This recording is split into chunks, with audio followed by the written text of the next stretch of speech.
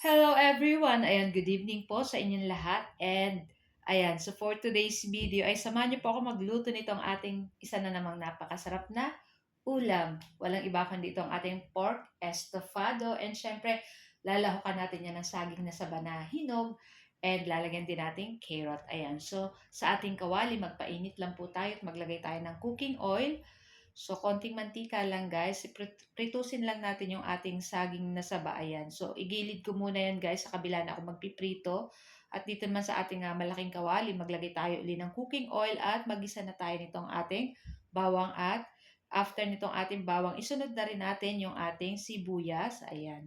Tapos, syempre, halu-haluin lang po natin. Iyan hanggang lumabas yung bango or yung aroma nitong ating bawang at sibuyas. Pagkatapos, pwede na po nating ilagay dito yung ating 1 kilong baboy. Ayan. Tapos, sangkotsahin po natin iyan. Palabasin natin yung tubig. Pero before that, maglagay na tayo ng pampalasa ng asin. Konti lang guys, so mamaya magdadagdag na lang tayo. Tapos maglagay na rin tayo ng pamintang durog. Ayan, so sa kabila naman, ayan, inahon ko na yung ating saging na saba at sunod ko diyang ipiprito yung ating carrot. Ayan. So, takpan lang po natin itong ating karne at after ilang minuto, mga 10 minutes to 15 minutes, ayan, tanggalin na natin yung takip. At after nyan, halu-haluin po natin. So, pinalabas ko lang yung tubig. Ayan, makita nyo is wala ng tubig. Tapos, nag-brown-brown na ng konti yung ating pork dyan sa parting ilalim. Ayan. Tapos, pwede na po natin ilagay dyan yung ating isang lata ng Del Monte na Del Monte ba yan? Ayan, pineapple juice. Ayan, nakalimutan ko na kung anong brand yan. Kahit anong brand naman po ng Del Monte ng pineapple juice. Ayan. Tapos, ayan, syempre, maglalagay po tayo ng toyo. Estimate nyo lang. Ayan. Tapos, maglagay tayo ng oyster sauce. Tapos, ayan, maglalagay po tayo dyan ng sugar. Kasi ang pork estopado po ay manamis-namis din po. Ayan.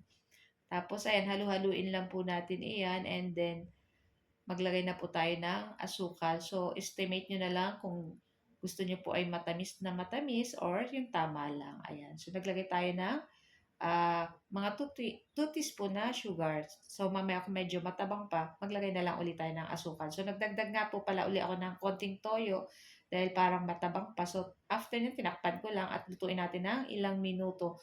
So, ayun nga guys, nakita nyo, oh, yung ating sabaw, konti na lang guys at medyo lumalapot na.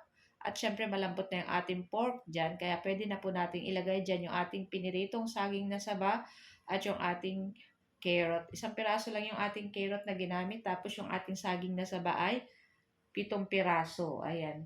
Tapos ayan na nga at anuhan lang natin ng mag-reduce pa ng konti yung sabaw. Tapos okay na rin to guys. Pwede na nating patayin yung apoy at pwede na rin po natin yung i-transfer sa ating lalagyan or sa ating mangkok. Ayan. So guys, ayan, ito lang po ang ating video today at sana po ay nag-enjoy kayo.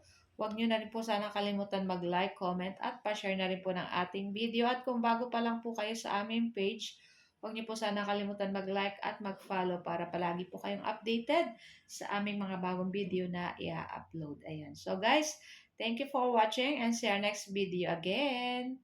Happy tummy everyone and shout out sa ating mga new followers ng Mamshi and Three Sons. Welcome po sa aming munting bahay. Ayan.